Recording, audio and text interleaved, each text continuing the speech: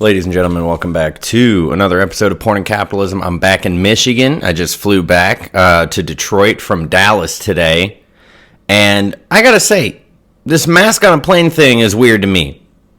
Everybody's still gotta wear a mask on a plane, but what do you do if the plane's going down and everyone's like, you gotta put the mask on yourself, the oxygen mask on yourself before you start helping others? I just imagine a scenario where a plane's going down and some fucking libtard is like, oh my God, did you just take your mask off? Oh my God, you're literally going to kill me with COVID.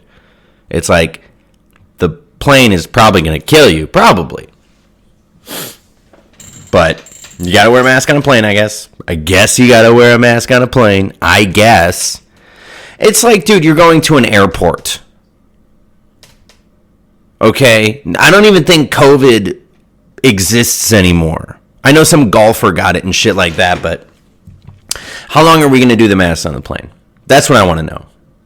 I booked Delta. If you're on Delta, you're vaccinated, except for me.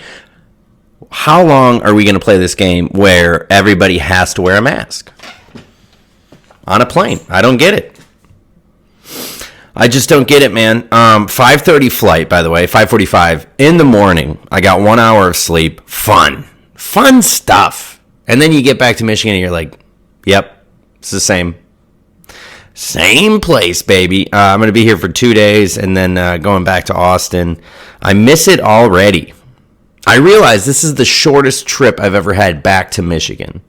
I've never come back to Michigan for 2 days. It's always been, extended because this is where I'm from. I come back and live here, but now I'm just a tourist and it feels kind of nice. Michigan is a great place to be from. I don't know if I ever want to live here again, but it's a great place to be from. First thing I did was take a nap because that's what you got to do when you fly. When you fly early morning and you get where you're landing, it's like, all right, well, there goes that day because I'm just gonna sleep the whole fucking day. Did a show last night in Dallas. That was fun. It was post Mavs game. Always good to do a show after a sporting event. You know what I'm saying? Especially when the home team loses. But, it was still fun. Shout out Sib Raz. I appreciate you putting this up, man. It was fun. Basically the crowd was just 8 black women who were there for a birthday party and were loud as fuck. But I went up there and I was like, I demand your attention, ladies. I demand it. Man, hey, fuck it. I got some laughs. Right now, I am sitting in a situation where I don't know whether or not to sell Bitcoin because it's at 35. It's been at 35 for a while. I kind of need some cash. Not gonna lie, need a little cash, but don't want to sell at 35. Would sell at 45. Might even sell at 40. It was at 40 a couple days ago. That's one of the craziest things about cryptocurrency is how quickly it'll go up and down. It'll go up and down very, very quickly, very rapidly. And you always are kicking yourself in the balls for not selling it when it was a little higher. Did sell, like I said, I sold a little bit of AMC stock. Sorry for all the hold the line people. I needed those $50. I really did. And apparently they're having a big Bitcoin convention. Whenever shit starts having conventions, you gotta think it's a scam. Right? I don't know. It was a long ass week. I worked a lot this week, and I traveled up to Dallas, cheaper flight, and it was a cheaper flight, but the cost was just a 4.5 hour drive. And, hey, man, sometimes you got to do it for the cheaper flight. I love flying Delta, by the way. Shout out to Delta. They do it right, all right? You pay what you pay. You get your free carry-on. You get the little personal item, which is basically another carry-on. And, you get a little TV screen. I get to watch some F1 racing. I was literally sitting in a plane watching F1 racing, and they had like a POV angle, which, if you don't know POV, I don't know why you're watching this. Porn and capitalism, baby.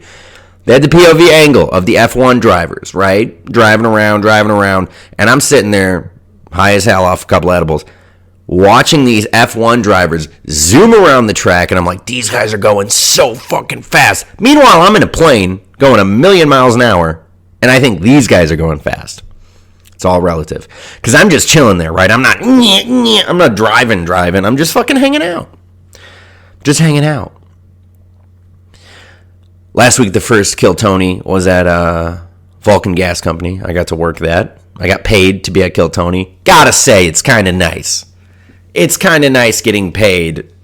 I got paid to watch 2 Joe Rogan shows this week. Fucking awesome. It's the best job ever. It's the best job I've ever had. I'll be honest with you. It's my dream job. As crazy as that sounds, mopping the floors at Vulcan Gas Company is my dream job. All right, not the best paying job I've ever had. You know, hours are late at night. But I am in the vicinity of greatness in what I'm trying to pursue. And that's where you got to be. You got to be in that greatness zone, all right, if you want to make it there. So I've been enjoying it. If you're in Austin, always go check out Vulcan Gas Company. Check out Creek in the Cave. Check out everything, man. Afro Sundays, by the way, June 20th. Trey Stewart, we're going to have headlining that show. So make sure you come out to that. Should be a lot of fun. One of the things that I immediately noticed as soon as I got back into Michigan was A, how green everything is, and B, how shitty the roads are. Now, these are obviously things that people from Michigan know, but I've been gone for 6 months. 6 months. It's crazy. I think it's the longest time period I've spent outside of the state of Michigan since I was born. It's fucking crazy. 6 months. December, January, February, March, April, May. Wait, hold on. December, January, February, March, April, May. 6 months. 6 months and some change, baby. It's a long time to be away. I've enjoyed it. People ask, do you miss Michigan? I don't. Not at all. Sorry. Don't miss it at all. But being back here, you know, it's kind of like when I went back to Germany when I was in my early 20s. A lot of nostalgia, a lot of things like, oh, I remember this, I remember that, I remember that. Same thing coming back here. It's just a lot of going back and seeing things, you know. I was pulling out some old jerseys that I want to bring back down to Austin. Got my Vince Young jersey. I found it. I know everyone's like, where's your Vince Young jersey? I found it. And I think what I'm going to do is I think I'm going to wear my Vince Young jersey to go to Vince Young's Steakhouse. That's what I want to do. I want to wear the Vince Young jersey. I should wear a Reggie Bush jersey there. But, I mean, he beat him, so who gives a fuck? I am going to wear the Vince Young jersey, go to Vince Young's Steakhouse, get a nice, big old fat steak. I don't know what kind of steak I want to get. Do I want a New York strip? I want to get a New York strip? I want to get a porterhouse? I don't know. But I do want to go do that. I don't know, man. It's weird because Michigan versus Texas, you know, I think around here things are still a little bit more COVID-centered. I don't know. I haven't been into a store yet. Don't really want to. Been trying to find some weed. These goddamn dispensaries are all still medical. What's the deal? Come on. What's the deal, guys? But I think there are some recreational dispensaries. I might go check one out tomorrow. It's just, it's interesting, man. Michigan is such a slow-moving state, you know? 2018, it's 2021, by the way. End of 2018 is when they officially legalized, by the vote, recreational marijuana. And I guess in 2019 is when it officially became the law. But that was 2+ years ago. 2+ years ago. And I still am not seeing dispensaries all over the place. Why is that the case? Well, probably because the government in Michigan is run by a bunch of fucktards who don't understand the amount of tax revenue that they could get if they just fucking let it happen. No, they got to put regulations on it. Michigan is the dumbest fucking state because they implement liberal policies from a regulatory standpoint, but they don't implement liberal policies in terms of letting you do shit, right? And then the conservative policies that they implement are, well, you can't just have a dispensary anywhere. They take the worst parts of every type of political alignment that you could have, and that's how they choose to govern. And you wonder why this state sucks a bag of cocks. You wonder why this has one of the lowest negative population growth rates in the country. You wonder why, and maybe it has to do something with the fact that it's run by morons. Even when Rick Snyder was in office, and I did work on his campaign. Sorry, Flint. I did work on his campaign. Even he didn't do as much as he could have done. Now, he was better than Granholm, better than Whitmer. Obviously, all right? He's a man.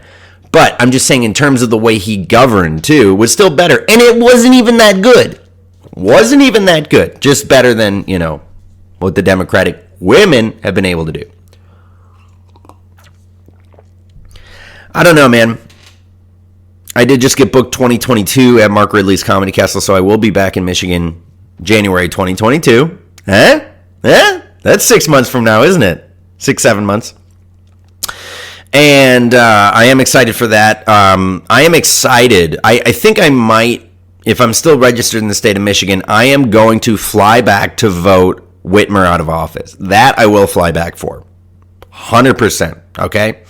I will come back for that. I hope it happens. I'm hoping that my January weekend, opening for Ian Bagg, by the way, I hope that is the last time I have to perform in Michigan with that dumb bitch as the governor. Hoping. Just hoping. But we will see. We will see. Back in the basement, by the way. Back in the original studio. For the real OG fans, Bundesliga Beard studio in the background here. Still got a little bit of shit going on. I think I'm going to have a non-alcoholic beer after this. I'm going to cook up a steak and drink a non-alcoholic beer and, just watch a little bit of Hulu and take it easy. I think that's what I'm going to do tonight. I think that's what I'm going to do. I got to give a big shout out to JD Poe, by the way. JD Poe, one of the most legendary people in the DFW area. I know he's in El Paso, boy. He's a rude boy. But shout out JD Poe. Let us crash at his place last night. Helped us get to the gig. He was booked on the show. We did some guest spots. Me and Jenny did some guesties at Steam Theory. Just miss you, buddy. Thank you, JD. I know you're listening to this. I love you, buddy. You're a sexy man. Stay sexy. Stay single, buddy. All right. Do it for all the men in a relationship. All right. Because that's, I think, how it works. Right. There's relationship guys, and then there's guys who get hella pussy, and then you have incels. Right. Those are the three types of dudes. You have relationship dudes who get one pussy. You have incels who get no pussy, and then you have JD Poe who gets all the pussy. Right. And there's a JD Poe in every town, by the way. JD Poe exists in every town. But in Frisco, it's JD Poe. And that's just the distribution. People want to act like everything's supposed to be fair, right? No. Everything is not equally distributed. Maybe across the board, if you run the numbers, there's averages and shit like that. But Daniel Tosh had the joke, right, where he talks about everyone gets their 15 minutes. No. That's none for you, and then he points out himself 20 years, you, nothing. That's how it works for everything. Pussy, getting on Kill Tony, getting opportunities in whatever industry you work in. It works like that for everything. I was thinking that when I was on the plane, high as fuck earlier today. I was like, what if I got in a plane crash? Statistically, you are never going to get in a plane crash. But there are some people who have been in multiple plane crashes. How does that happen? Because it's not fair. Okay? That's the thing about capitalism. It's not fair. But it works. Communism is fair. Doesn't work, though, right? People want to talk about the redistribution of wealth.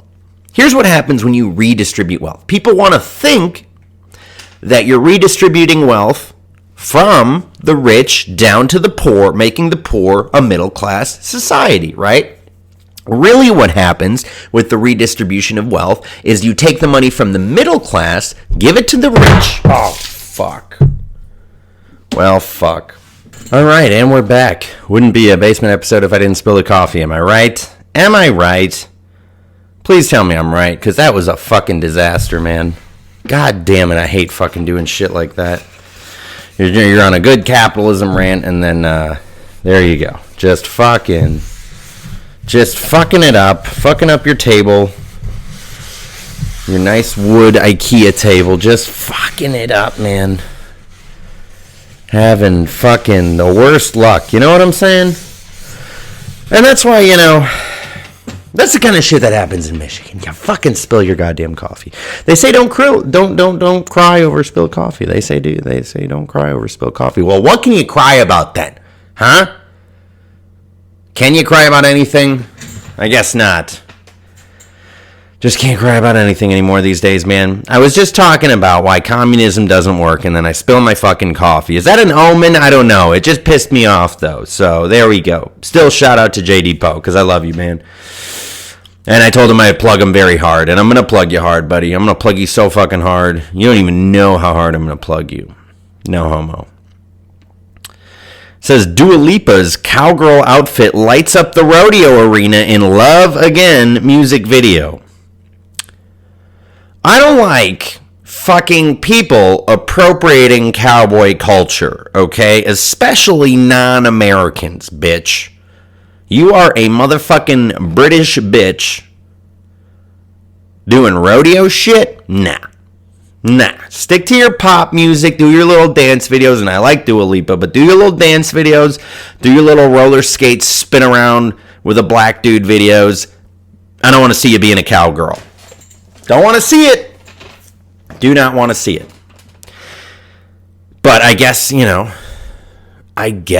that's what's happening. I guess you're just allowed to do whatever you want. You can appropriate all the American culture you want. But God forbid somebody says a word on a stage, then you're canceled, right? Isn't that how it works? Isn't that how that works? Isn't that how that fucking works, man? I don't know. I'm also reading here talking about Kim Kardashian opens up about feeling like a failure as her marriage to Kanye West declined. Bitch, if you feel like a failure, you should just kill yourself. And I'm not encouraging Kim Kardashian to kill herself. But seriously, man, you feel like a failure because your marriage to Kanye West is failing. You feel like a failure. You're worth $1 billion with your ass alone. You made the best, worst TV show ever. Best in terms of ratings, worst in terms of content. You fucking married Kanye West, one of the greatest producers in the history of music. And you have a family. I think that's the big problem. I read that article and I'm like, failure? What is the failure about it? Is it because you and him grew apart? I understand that could suck, but you still have 4 fucking kids. That is an accomplishment. Say what you want. 4 kids, man, that's good for you, okay? Raise those kids. Raise those kids to not be a slut like you, to not get famous by sucking Ray J's dick or whatever the fuck that bitch did. And, try to have them live a good life, right? Isn't that part of what being a parent's all about? I don't know, kids, but I'm just talking out loud, right? But I don't know, man. I think they really just, it's like Prince Harry shit, right? Where they want to have a news story. They have to have a news story. There's nothing really there. But it's LA, the LA Times entertainment section. By the way, LA is not coming back. I don't think so. LA, here's the thing. What LA had going for it was the entertainment industry. When that leaves, what the fuck is left? There's no water. Taxes are through the roof. There's really not a lot of opportunities outside of entertainment. That's all moving. I'm not going to say all of it, but once the movie studios move to Austin, it's game over. And I think they might, because tax benefits, talent benefits, the talent is moving to Austin, right? The people left in LA are talentless actors, hack writers, and crazy people. Really, it's crazy people. The people who are like, well, I have to be in LA. I have to be in LA. I have to be in. Do you? When the opportunities were all there a year and a half ago, I understand it. I moved there as well. But now that they're not really there, the Comedy Store is open, sort of. But really, the comedy industry, just speaking for comedy alone, has moved to Austin. If the movie industry does the same thing, what is left? What are the redeeming qualities of that town? The weather? Sure. But there's nice weather in other places too. So it's not like they have a monopoly on that. The thing that they do have a monopoly on is mountains right next to an ocean. That's pretty cool. But given the fact that there's no fucking water, as cool of a place as it is, there's the resources to live are not there. And especially with how many people are there, what the fuck are you going to do? Nobody builds anything in LA. The contribution to society in the world is really entertainment. And again, once that's gone, it's gone. You have a lot of people in that town who just suck up resources and don't contribute. And I'm not just talking about homeless people. I'm talking about a lot of people. And then on top of that, you add the homeless problem, right? Now, other towns have homeless problems too. We know about that. Austin, Denver, San Francisco is a disaster. But LA specifically has such a large group of people who do not contribute to the society, right? Because regardless of what you want to say about individualism versus, being a community, you have to have some of both. As an individual, you have to understand that it's on you to contribute, and it's on you to make sure that your life is good. Take care of yourself first, and then look how you can serve the community, right? The people who are like community first, self second, that doesn't work, okay? You need to make sure you're taking care of yourself. Because it's the same thing with put your oxygen mask on first. If you are not putting yourself first in your own life, you are not going to be able to help other people. As much as you might want to, you're not going to be able to because you haven't even helped yourself, right? So you have to be able to help yourself before you can help other people, man. And a lot of people in LA, not that they don't help themselves, they do, but their attitude is, I want to really help other people. It's like, but you're not even doing that. You're barely helping yourself. Everyone out there is addicted to cocaine. Not that people in Texas aren't, or the rest of the world, but I mean, there's not a lot of contributors in LA. There's a lot of people who want to ride someone else's wave. A lot of people are out there just to ride coattails. A lot of the people who make money in LA make it off of other people, right? Other people's work and other people's talents and skills. And at the end of the day, you look at it and you're like, it doesn't take much to fuck up that system, that ecosystem, right? And let's be honest, the pandemic did it. The pandemic highlighted all the problems that LA was masking up with mascara and makeup and surgery. All those issues, boom, exploded during the pandemic. And we saw them. And everyone was like, I'm going to get the fuck out of here. The mass exodus from LA is historic. And I don't think people are going back. And even the people who do, for every person who does go back to LA from Austin or other places, Florida, wherever, every person who goes back to LA, there's going to be at least 2 more people leaving who just didn't leave yet. It's a dead city. And I say that, I'm 20 minutes outside of Detroit right now. That's been a dead city for a minute. And I'm not trying to shit on Detroit, but just look at it from an economic standpoint. When the auto industry, and when I say industry, I don't just mean headquarters. Yay, headquarters, GM headquarters downtown, Ford headquarters in Dearborn, blah, blah, blah. The production, the jobs for more than just, a few people. When those left, there wasn't anything left. So now the people who are here, right? Some of them still work for the auto industry, but so many of them had their families who you worked for the auto industry who now can't. They're stuck here, right? Not that they're stuck here, but they're stuck in a situation where they can't get the type of job that used to exist in this area. That has caused economic depression for 40, 50 years in this area. So, and that expands then to other things. So once that money isn't flowing, right? Because when everyone's making, $80,000 a year at the plant, those people are spending that money in the economy. It's booming, right? Everything's growing, right? Those people are spending money on other types of businesses. When they're not, those other businesses are now going out of business. And the people who work for them now don't have any money to spend on the cars. And all of a sudden, you see the deterioration. That's what's going to happen in LA. It's happened in Detroit. It's going to happen in LA. It might even start happening in Chicago if they're not fucking careful, because Illinois was also one of the states that had a negative growth rate. People are moving out of there. Also high taxes, not quite California, but still pretty high taxes. And I'm wondering when people are going to wake up to the fact that when you tax the shit out of people, they are going to leave, or at least move their money. right? Especially in a country like America where you can just go to another state. You just move. It's one of the most beautiful parts about America is that there are so many different states, right? If legal weed is your number one thing, go to Colorado. You don't have to get a visa, just go there. Just go there, get a job, start working, make your living, find a place, and just live there. You can live there, and you'll have whatever your number one. If gay marriage is your number one thing, if getting an abortion is your number one thing, yeah, there's states for that.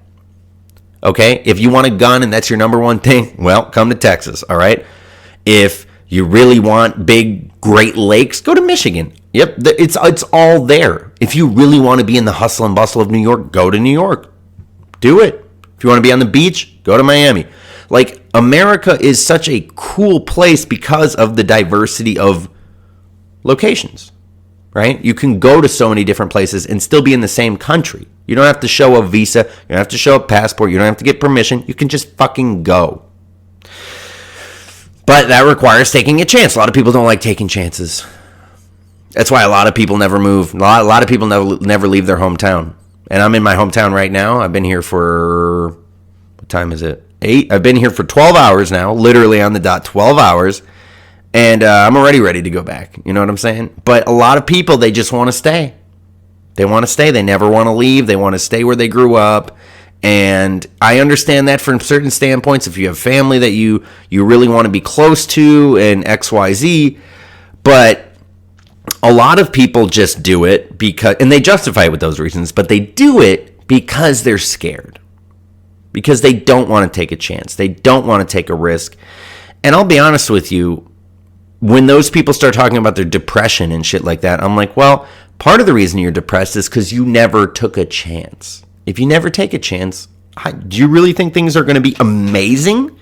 Have you ever watched a movie and the main character plays it safe the whole movie? That movie sucks. That's a bad movie. Nobody wants to watch that. I don't want to watch that. So that's just one of those things where it's like, if you're not willing to take the chance, what the fuck do you think's going to happen? How do you really think this is going to play out for you if you're not willing to take chances? So shout out to anyone who does take chances, right? Shout out to the people who, that's why they call them movers and shakers, because they moved and they shook things up in their own life and in their own towns and everything like that. So shout out to all those people. And shout out to JD Poe for fucking, for being the man. Being the man. All right. Ladies and gentlemen, I think it's time for this week's porn star of the podcast. Very, very special. This week's porn star of the podcast. Give it up for Maserati. Don't have my soundboard. Give it up for Maserati. Here we go. Bio brought to you by Pornhub because they have hilarious bios. So here we go. What do you think about a porn star who names herself after a fancy Italian high-performance sports car? What do you think it's because she's sleek, tight, limber, and aerodynamically engineered? Well, not when it comes to the Jamaican ebony megababe Maserati. She's got a massive pair of tatas and a heavy big black booty that would slow down any sports car. But we don't want crafty design when we want big boobs and fat ass, right? Maybe the only thing fast about this babe is how fast you're going to sink your grip fist into your underwear and pull out a wad of high-octane spunk. Everything about Maserati testifies to the size over speed. From her pouty black lips that can easily sink down a dong right to the base of the shaft, to her thick juicy nips, Maserati's mauve cock pocket between her... Here we go. Hold on a second. Between her... Oh, come on. What are you doing here? Oh, fuck me. I fucked that up. My bad. Let's go back real quick. Fucking it up, guys. Sorry. Here we go. Okay, back to Maserati. Back to Maserati. Here we go. Okay. Where were we at? Between Maserati's mauve cock pocket, between her chunky, suffocating dark thighs, simply swells with excitement when she starts to rev her pussy engine. Now, here's a fun fact. Those heavy 36 double H tits are 100% natural, and they help keep Maserati reigning as the ultimate titty fucking queen. Only thing is, just the biggest boners in town can get all the way through those jugs if Maserati is going to get the chance to lip fuck that penis tip. She claims her favorite position is doggy style, and when she's on all fours getting reamed from behind, you can see those giant chesticles really flop and swing like they might crash through your computer screen. That is Maserati from Kingston, Jamaica, 5'4", 150 pounds, born January 8th, 1986, number 425 on the porn star ranks for Pornhub. Ooh. Got my nose coming a little bit, you know what I'm saying? A little bit of that nose coming. 66 million video views on Pornhub. She does have a website as well. Plug that, as always, entrepreneurs.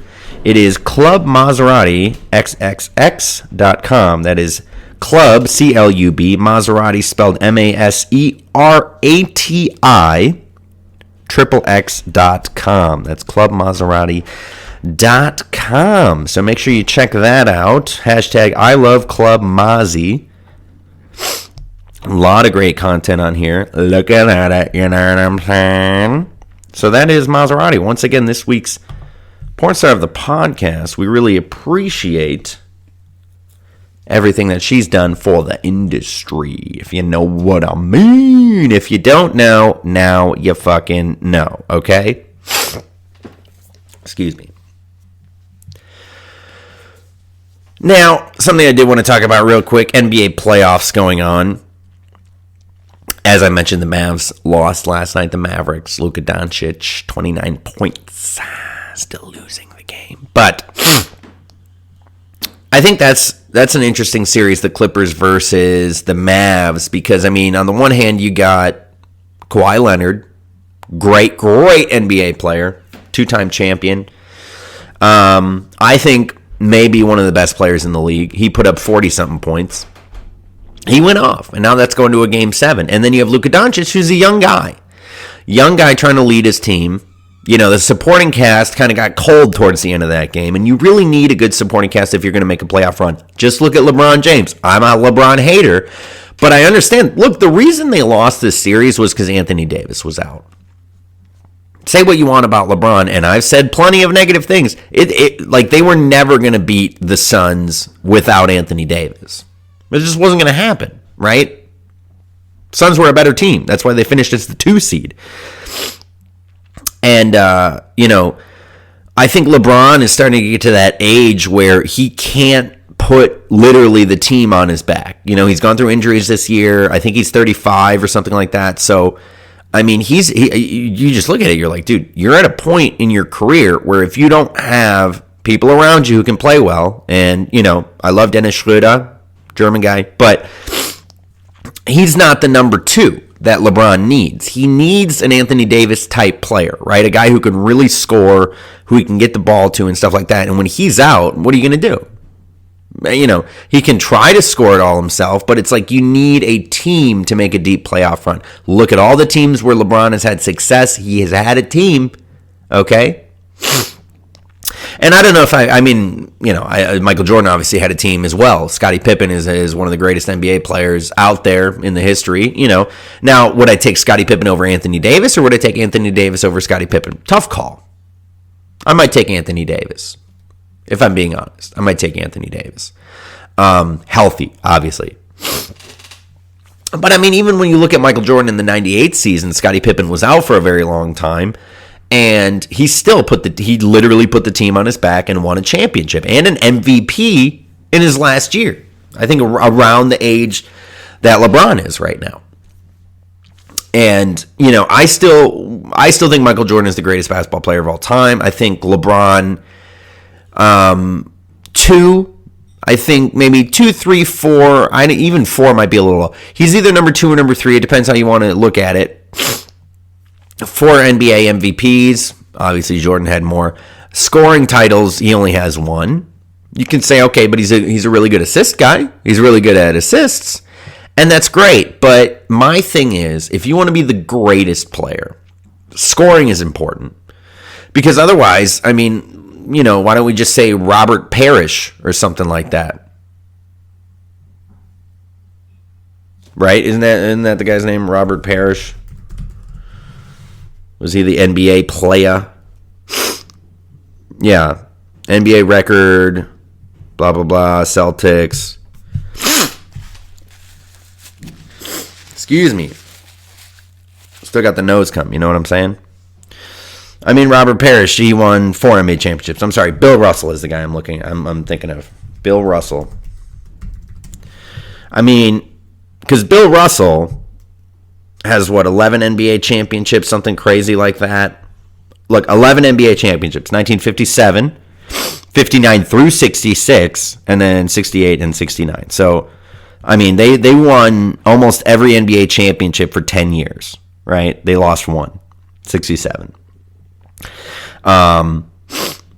But, you know, you look at it and it's like, okay, well, I don't think he was ever NBA MVP. He was All-Star Game MVP once. Oh, sorry. Yeah, NBA Most Valuable Player 5 times. Okay, so, and then, okay, so if you want to talk about, oh, well, LeBron has all these assists. Okay, well, Bill Russell averaged 22 and a half rebounds a game in his career. He averaged 22 and a half rebounds a game in his career. So what's more important, rebounds or assists, right? Do you want to have that conversation? Still scored 15.1 points a game. I mean, it's all depending on how you look at it. But I think scoring is important. I think it's very, very important. And Michael Jordan is the greatest scorer of all time. He still averaged 5 assists and 5 boards a game. He didn't play point guard. That's another thing. So when people want to talk about assist numbers, I'm like, LeBron's basically the point guard. I know he always has Kyrie Irving or Dennis Schroeder or, you know, whoever else on his team. He's running the point. It wasn't Mario Chalmers. I don't give a fuck what you say or what the little letters are. Mario Chalmers was not really the point guard of those Heat teams. It was LeBron James. So, you want to talk about assists? That's great. I want to talk about scoring titles. I want to talk about overall rings. I want to talk about how many times did LeBron lose in the finals. I mean, you have to mention it. He's lost 6 times in the finals. And that's not to take away everything that he's done in his career, okay? Because still an amazing career, probably the second greatest of all time, after Michael Jordan. I mean, just the sheer numbers speak for themselves. Scoring, championships, MVPs, scoring titles, you know. And then you throw on top of that the fact that for the Olympic team in 2004, LeBron's got a bronze medal. But in 86, I think it was, or maybe it was 84. Here, we'll look it up real quick. Michael Jordan won a gold medal for the U.S. when he was in college, right? Before the Dream Team. The Dream Team obviously was the Dream Team. We all understand. We all know what the Dream Team was. But he, in the 84 Olympics, he won a fucking championship in the 84 Olympics. Like, that's fucking impressive, okay? National team career. Let's look at Michael Jordan. He won a gold medal at the 1984 Summer Olympics. Coach Bob Knight. That team had Patrick Ewing, Sam Perkins, Chris Mullin, Steve Alford, Wayman Tisdale, excuse me. Led the team in scoring 17.1 points a game. I mean, 1984, this was right before he got drafted, I think. Right? This was right before his rookie season. I mean, just the GOAT. You got to look at it. 6-time NBA champion, 6-time NBA Finals MVP, 5-time NBA Most Valuable Player, 14-time All-Star. Literally every season he played in the NBA, he was an All-Star. Not that LeBron hasn't been.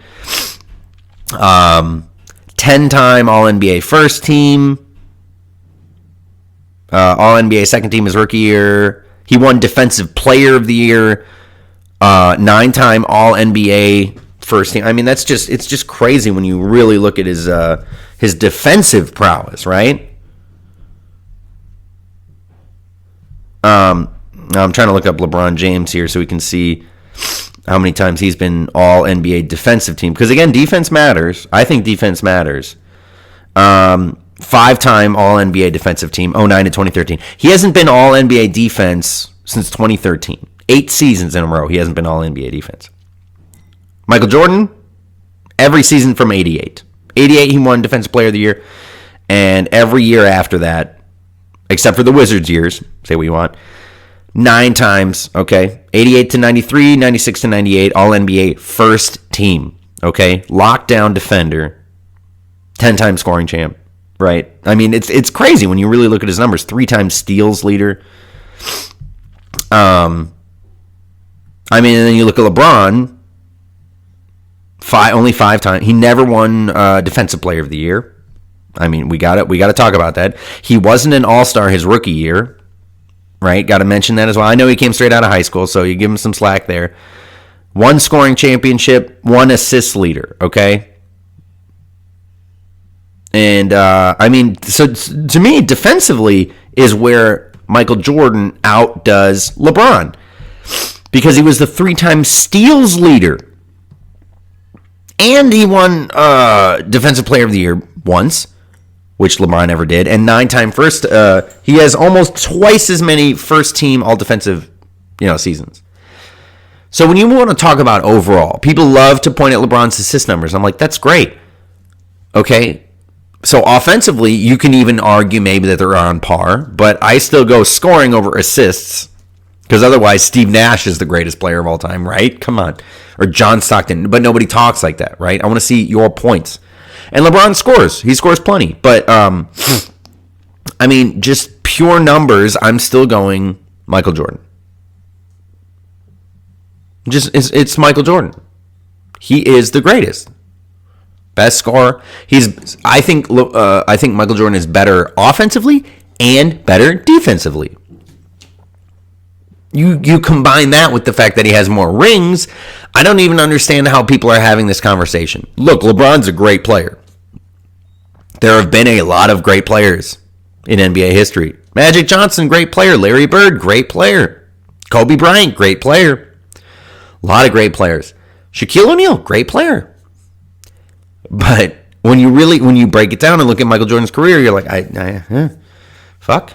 Tough to argue with that one. Really tough to argue with that one. But, well, with that, I do want to wrap it up. Thank you very much for bearing with me this episode with my nose cum and the spilled drink and a little bit of sports talk at the end. I really appreciate it. One more shout out to our porn star of the podcast, Maserati. I will be back in Texas next week. Don't you worry.